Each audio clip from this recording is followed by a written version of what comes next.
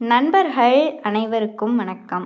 வாழ்க்கையில் சில நபர்கள் நம்மளை வெளியில் காட்டாமல் ரொம்பவுமே அதிகமாக நினச்சிட்டு இருப்பாங்க. அவங்க தினமும் பேசாமல் இருக்கலாம், ஆனால் மனசில் நம்மளை விட்டு போகலை. ஒருத்தர் உங்களை அதிகமாக நினைக்கிறாரா அப்படிங்கிறத அறிய சில ரகசியமான அறிகுறிகள்லாம் இருக்குங்க. இன்னைக்கு அந்த 3 முக்கியமான அறிகுறிகளை பற்றி தான் நம்ம பார்க்க போகிறோம். அதுக்கு முன்னாடி நம்ம சேனலை சப்ஸ்கிரைப் பண்ணலைன்னா சப்ஸ்கிரைப் பண்ணி வச்சுக்கோங்க. முதல் அறிகுறி, காரணம் இல்லாமல் உங்களை அவங்க தொடர்பு கொள்வாங்க.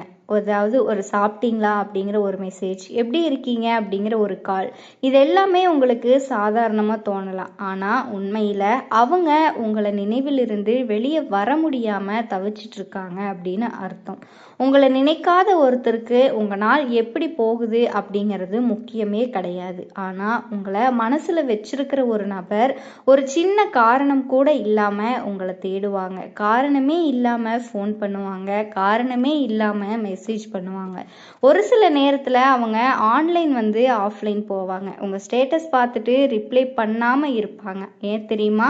அவங்க உங்களை மறக்க முயற்சி செய்கிறாங்க, ஆனால் மனம் அதை அனுமதிக்கலை. இரண்டாவது அறிகுறி, அவங்க உங்களை பற்றின ஒரு சின்ன சின்ன விஷயத்தை கூட நினச்சி வச்சுருப்பாங்க.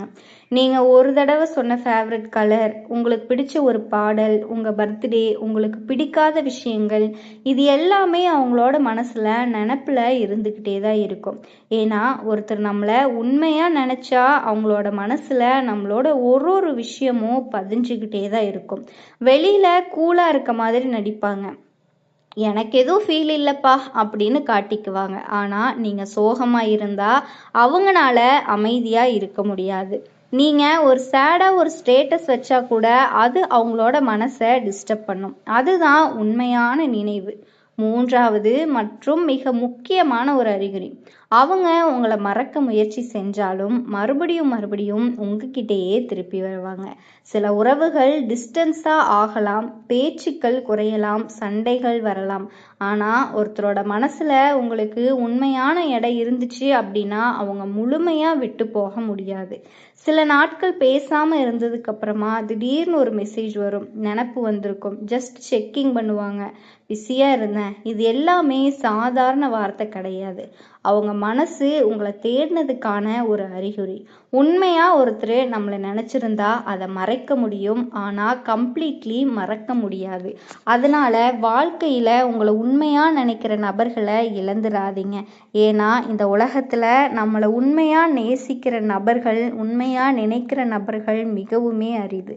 இந்த 3 அறிகுறிகளில் உங்கள் வாழ்க்கையில் யாராவது இப்படி இருந்திருக்காங்களா அப்படின்னு கமெண்ட்ஸில் சொல்லுங்கள். மேலும் இது போன்ற எமோஷ்னல் மற்றும் உண்மையான வீடியோஸை பார்க்க நம்ம சேனலை மறக்காமல் சப்ஸ்கிரைப் பண்ணி வச்சுக்கோங்க.